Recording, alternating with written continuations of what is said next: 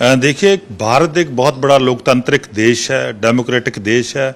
इसमें ये संभव नहीं है क्योंकि डिफरेंट राज्य हैं, लगभग 29 राज्य में अलग अलग समय पे इलेक्शन होती है। किसी राज्य में आज हो रही है, किसी में 2 साल बाद है, किसी में 3 साल बाद है। वहाँ एक इलेक्शन करवाना मैं समझता हूँ देश के लोकतंत्र के लिए बहुत बड़ा खतरा है। ऐसा नहीं होना चाहिए। बीजेपी की इन जो मंतव्य हैं बीजेपी के, उससे पता चलता है कि बीजेपी देश को बर्बाद करना चाहती है और लोकतंत्र के लिए आज बीजेपी केंद्र सरकार जो बहुत बड़ा खतरा बनी हुई है। सो ऐसा बिल्कुल हम इसकी निंदा करते हैं। ऐसा बिल्कुल नहीं होना चाहिए। इसको तुरंत, जो उसका इरादा है कोई गवर्नमेंट ऑफ इंडिया का या बीजेपी का, इसको तुरंत वापस कर लेना चाहिए। सर, क्या लगता है क्या नुकसान इसके हो सकते हैं अगर ये पॉलिसी लागू होती है तो? देखिए, बहुत सारी रीजनल पार्टियां हैं, बहुत सारी नेशनल पार्टियां हैं, डिफरेंट पार्टियां हैं।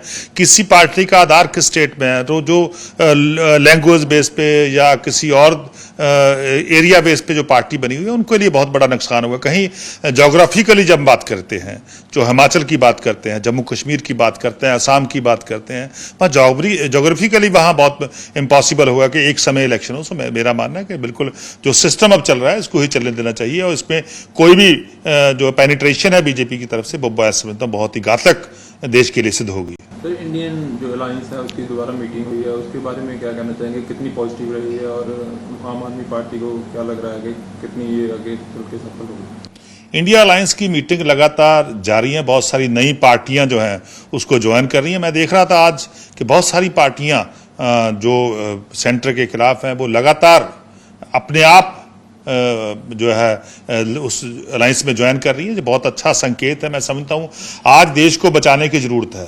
आज देश को बचाने की हमारी प्रायोरिटी होनी चाहिए। आज बीजेपी से केंद्र सरकार के देश को बहुत बड़ा खतरा है और लोकतंत्र को बहुत बड़ा खतरा है।